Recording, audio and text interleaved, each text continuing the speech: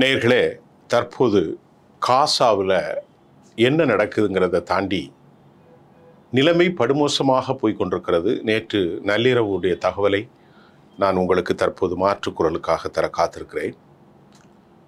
காசாவில் ஒரு சமாதான பேச்சுக்கான நடவடிக்கைகளை எகிப்தும் கத்தரும் எடுத்திருந்தார்கள். இந்த சீஸ்ஃபயர் அந்த டாக் மிக நல்ல நிலையில் போய்கொண்டிருந்ததாகவும் தகவல் வந்தது. பலஸ்தீன கைதிகள் 140 பேரை விடுதலை செய்ய வேண்டும். அதற்கு பகரமாக 10 பிணை கைதிகள் கெப்டிவ்ஸை விடுதலை செய்ய வேண்டும். காசா அதாவது ரஃபா, ஃபிலடெல்ஃபி காரிடார், நெட்ஸோரியம் இந்த மாதிரி பகுதிகளில் இருக்கக்கூடிய இராணுவத்தை பஃபர் ஜோனை குலைத்துவிட்டு வெளியேறணும். 600-200 ட்ரக்ஸ் வாகனங்கள் உள்ளே அனுமதிக்க வேண்டும்.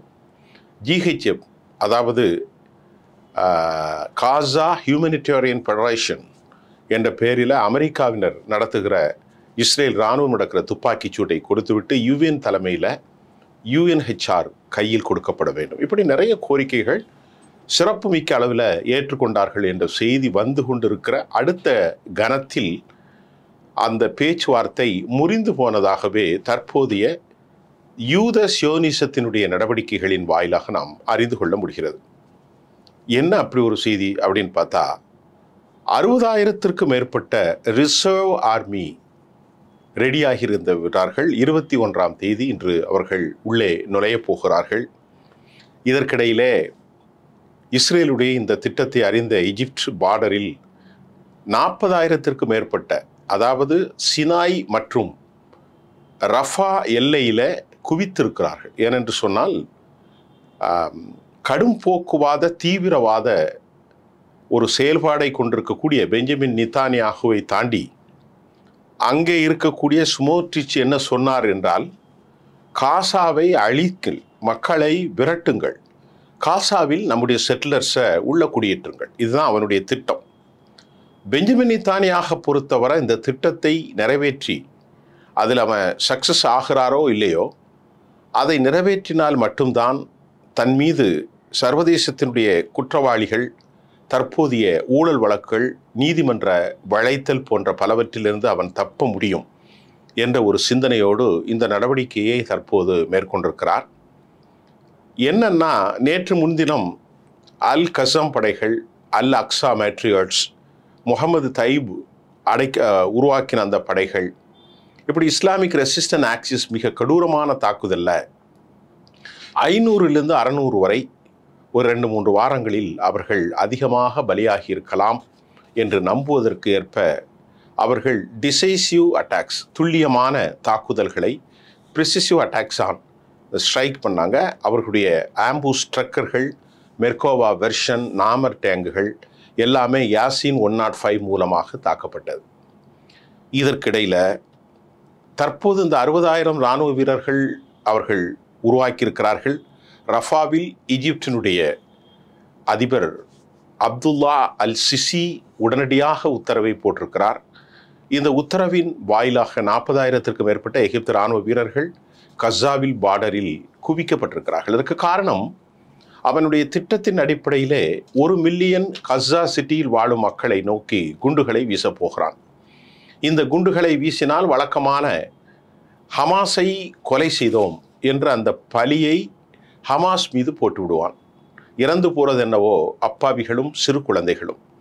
பரிதாப நிலையில் தங்குவதற்கு இடமின்றி, அரை வயிற்றுக்கு கூட கஞ்சி கூட இல்லாமல், மால் நியூட்ரிஷன் என்கிற சத்து இழப்பு, நீரற்ற இந்த உடலை தூக்கி கொண்டு இறந்தவர்கள், நோயாளிகள், இன்னும் வயது முதிர்ந்தவர்கள், நடக்க முடியாத நிரந்தர வியாதிக்காரர்கள், கேன்சர் பேஷண்ட், ஏராளமான மக்கள் ஒரு சிறிய நிலப்பரப்பில் அவர்கள் எங்கும் செல்ல வாய்ப்பில்லை. இவனுடைய திட்டம் என்னவென்றால், அவர்களை கசாவை 2 பகுதிகளாக பிரித்து IDF-ஐ உள்ளே நுழைத்து மக்களை தெற்கு பகுதியில் குடியேற சொன்னால், அங்கு ஹைஃபாவினுடைய அந்த கேட்டை ஓப்பன் பண்ணி அங்கிருந்து அவர்கள் அநேகமாக வெளியேறிவிட்டார். கொஞ்சம் கொஞ்சமாக வெளியேறி ஆரவாரமற்ற மண்டலமாக மாற்றி அவற்றில் யூதர்களை குடியேற்றுவதற்குத்தான் இந்த நடவடிக்கையை மேற்கொண்டிருக்கிறார்கள். இன்றைக்கு 60,000 ரிசர்வ் ஆர்மி அதற்குள் போகிற தகவலை தாண்டி இதற்குள் the mediators the waiting for the ceasefire என்ற செய்தியும் நமக்கு கிடைத்திருக்கிறது. அதே சமயம் செப்டம்பர் 2ஆம் தேதி, அதாவது வரக்கூடிய ஒரு வாரத்தில் மீண்டும் 40,000 50,000 மேற்பட்ட troops would be ordered to show up for duties on September 2 என்ற செய்தியும் வந்திருக்கிறது. அப்போ எண்ணிக்கை அவர்கள் அதிகரித்து கொண்டே வருகிறார்கள். ஆக மொத்தத்தில் 1,30,000 படைகள் குவிக்கப்படலாம் என்றும் சொல்லப்படுகிறது. இதற்கு அவர்கள் என்ன சொல்றார்கள் என்றால், ஏற்கனவே தற்போது ongoing process is so call Gideon chariot என்று பெயர் சொல்லியிருக்கிறார்கள். அதாவது அவர்கள் வரக்கூடிய பைபிளில் வரக்கூடிய கிடியன் ஒருவன் பலரை வெற்றி கொண்டான், கிடியனுடைய தேர். அதற்காக டேவிட்டுடைய கல்லை எதிர்த்து நாங்கள் அடிப்போம் என்று ஹமாஸ் சொல்லி கொண்டிருக்கிறது. அதாவது தாவூது மற்றும் கோலியாத்துக்கு இடையிலான அந்த போராட்டம். இந்த நிலையில அவர்கள் இதற்கான பெயர் கிடியன் சாரட் நம்பர் பி ஏ நடந்து கொண்டிருக்கிறது. நம்பர் பியில் முதலாவது அலை தற்போது ஆரம்பித்திருக்கிற நிலையில் 2வது அலையாக வரக்கூடிய நவம்பர் டிசம்பரில் மேலும் கடும் தாக்குதலை படைகள் அதிகரிப்பு. அதேபோல் த தேர்ட் வேவ் அது 2026 பிப்ரவரியிலிருந்து மார்ச் வரைக்கும் நடைபெறும் 226 என்றும் திட்டங்கள் வகுத்து இஸ்ரேல் ஜமீர் தலைமையில் இந்த தாக்குதலை அவர்கள் தொடர்ந்திருக்கிறார்கள். அடுத்து 20 இன்னும் 40 நாட்களில் 1.5 மாதத்திற்குள் கரண்ட் இராணுவ பணிக்கு மேலும் 20,000 இராணுவ வீரர்கள் அனுப்பப்படலாம்.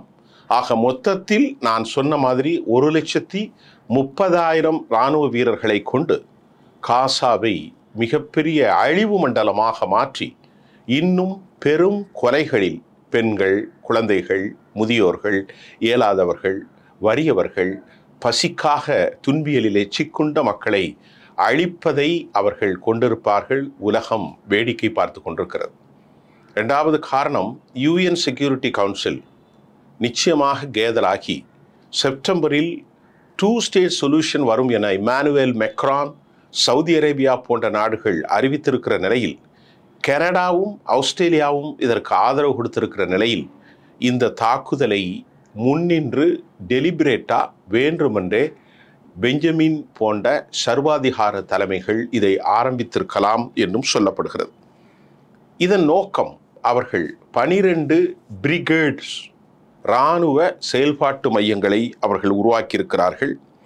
இவற்றில் இது section of brigade the consist of the several part. இதன் மூலமாக அவர்கள் அதற்கான ஃபுட்டு, அதற்கான ஃபோர்ட்ஸ் மற்றும் ஆர்ட்டிலரி, காம்பேட் ஜோனில் இருக்கக்கூடிய இன்ஜினியரிங் அந்த தயாரிப்புகள், armour, artillery and compact engineering forces along with the combat support. அதாவது போரியலுக்காக இந்த ரிசர்வ் ஆர்மி பலவித உதவிகளை செய்ய போகிறார்கள் என்ற செய்தியும் வந்திருக்கிறது. ஆக இந்த பிரிகேட் லெவல் ஆக மொத்தத்தில் டோட்டல் 14 வகையாக செயல்படும் என்றும், ஈச் அண்ட் எவ்ரி ஒன்று 10,000 படை வீரர்கள் இருப்பார்கள் என்றும், கிடியன் சாரட் பி 2வது இந்த அலை, 1வது அலை 20ஆம் தேதி, 2வது அலை நவம்பர் டிசம்பர், 3வது அலை 2026 பிப்ரவரி மார்ச், இப்படி அவர்கள் திட்டம் போட்டிருக்கிறார்கள். ஒட்டுமொத்தமாக பிளான் என்னன்னா, ட்ரை டு இன்கர்ஷன், உள்ளே நுழைந்து த பீப்புள் ஆஃப் கஸா வில் எவாக்குவேட்ஸ், அதுதான் அவர்கள் உத்தரவு. ஆர் அனிஹிலேட்டட், அல்லது அழிப்பது, அனிஹிலேட் செய்வதற்கான நடவடிக்கைகள் வரை இப்பொழுது காசாவில் தொடர்கிற போகிறது. தோழர்களே, ஈஜிப்தின் ரஃபா சினாவில் ஏன் அவர்கள் நிறுத்தியிருக்கிறார்கள் என்றால், அவர்களுக்கு ஒரு பெரும் அச்சத்தின் காரணமாக இந்த விவகாரத்தை ஈஜிப்ட் எடுத்திருக்கிறது. அதே மாதிரி இந்த யூத சியோனிசர்கள் லிபியாவில் பேசி கொண்டிருப்பதாகவும், லிபியாவில் அவர்கள் பெரும் பணம் கொடுத்து இங்கிருந்து ஈஜிப்து சினாய் பகுதிகளுக்கு அனுப்பப்பட்டு பின்னால் அவர்கள் அமெரிக்காவின் உத்தரவோடு அவர்கள் லிபியாவில் காசா மக்களை குடியேற்றுவதற்கு கொடூரமான திட்டத்தை செயல்படுத்த போவதாகவும் அதற்கான பேச்சுவார்த்தைகள் லிபியாவில் இனக்குழுக்களுக்கு பேச்சுவார்த்தை அமெரிக்காவும் இவர்களும் நடத்தி கொண்டிருப்பதாகவும் கூட செய்தி வந்திருக்கிறது. அதாவது the people expelled from their own territory, அங்கிருந்து அவர்கள் வலுக்கட்டாயமாக வெளியேற்றப்படலாம் என்றும் சொல்லப்படுகிறது. அதனை அடுத்து வரக்கூடிய செய்தி, அவர்கள் இந்த நடவடிக்கைகளை தாண்டி they had been allotted 5 billion for the operation. அவற்றில் வெளிநாடுகளிலிருந்து வரக்கூடிய பல இராணுவ செயல்பாடுகள், ஆர்ட்டிலரிஸ் போன்றவைகள் தட்டுப்பாடாக வரக்கூடாது என்று தங்கள் நாட்டில் அவர்கள் சிறு குறு தொழிலாக லோக்கல் மேட் ஆர்மர் உள்நாட்டில் உற்பத்தி செய்வதும், அதே மாதிரி இந்த இவர்களுக்கான டேங்கர்கள் ஓவர் த நெக்ஸ்ட் 5 years அடுத்தடுத்த காலகட்டத்திற்கான தேவைக்கு உற்பத்தியை அவர்கள் ஆரம்பித்திருக்கிறார்கள். இதில் என்னெல்லாம் செய்ய போகிறார்கள்? மெர்கோவா டேங்கர்ஸ், அது மாதிரி MK4 பேக்ட் டேங்கர்ஸ், அதே மாதிரி நாமர் APC நாமர் 1, அதே போல் 8 VLAC ஆப்ஸ் இன்க்ளூடிங் இந்த எக்யூப்பர்ட் வித் 30 mm, இப்படி எல்லா வகையிலான அனைத்து இராணுவ தளவாடங்களையும் அவர்கள் உற்பத்தி செய்ய போகிறார்கள். இந்த நிலையில் அவர்களுடைய நீலகால திட்டம் 67களில் கோலான் குண்டுகளை ஆக்கிரமித்தார்கள். ஜெருசலத்தை தலைமையாக கொண்டு தற்போது வடக்கு மற்றும் தெற்காக இரண்டாக பிரித்த ஜெருசலத்தில் 3000க்கும் மேற்பட்ட செட்டிலர்ஸ் யூத குடியிருப்புகளை அங்கே முனைப்படுத்த அங்கு இருக்கக்கூடிய ஃபினான்ஸ் கடும் தீவிரவாத தன்மை கொண்ட சுமோட்ரிச் அறிவித்திருக்கிறான். அதற்கான டெண்டர்களையும் விடப்பட்டிருக்கிறது. ஆக எப்படி மேற்கு கரையை இன்னும் இப்போது 70,000 பேர் செட்டிலர்ஸ் அங்கு இருக்கிறார்கள். பைத் அல் முகத்தஸ் என்று அழைக்கப்படுகிற முஸ்லிம்களின் புனித தலத்தை சுற்றி அவர்கள் 70,000 பேர் வாழ்கிறார்கள்.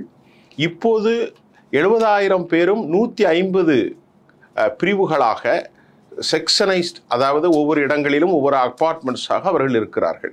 இப்பொழுது 3000 குடியிருப்புகளை வெளியேற்றுவதற்கு மீண்டும் மேற்கு கரையும் தன்னகத்தே கொண்டு வருது.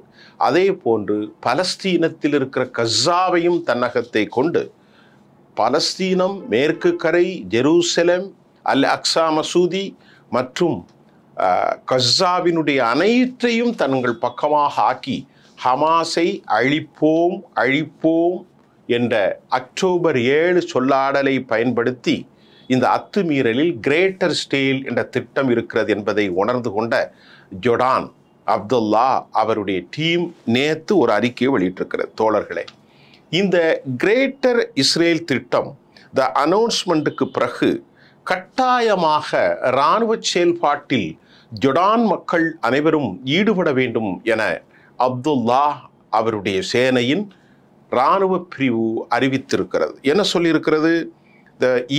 The people of Jordan must be ready to serve the nation and defend it. தன் நாட்டை காப்பதற்கும் தேசத்தை காப்பதற்கும் உடனடியாக அனைவரும் இராணுவத்தில் பங்கு பெற வேண்டும் என ஜோர்டான் சொல்லியிருக்கிறது. ஆகவே இப்பொழுது நெத்தன்யாகுடைய இந்த மிரட்டல் அரபுகளிடத்தில் பெரும் கலக்கம், அது மட்டுமல்லாமல் டைரக்ட் த்ரெட் டு அரபு நேஷன் என்பதை தாண்டி என்ன நடக்கிறது? ஒன்றை மட்டும் சொல்கிறேன், திட்டங்கள் அவர்கள் பெரிய அளவில் போடலாம், எதிர்பாராத நிலை குலைவுகளும் ஏற்படும். அக்டோபரில் 6 நாட்களில் 10 நாட்களில் அழிப்போம் என்று சொன்னவர்கள் 2 ஆண்டுகள் வரப்போகிறது. இன்னும் கிட்டத்தட்ட நீங்கள் கணக்கிட்டால் ஒரு 45 நாட்களில் 2 மாதங்கள் வந்துவிடும். 2 ஆண்டுகள். இவர்களால் வெற்றி பெற முடியவில்லை. இப்பொழுது என்ன வெற்றி பெறப்போவர்கள்? திட்டங்கள் இவர்களை தீட்டலாம். இவர்களை விடவும் திட்டம் ஒன்று இருக்கிறது. அந்த திட்டம் கண்டிப்பாக நடக்கலாம். என்ன நடக்கிறது? நாம் எதிர்பார்த்து காத்திருப்போம். மீண்டும் அடுத்த செய்திகளோடு உங்களை சந்திக்கின்றேன்.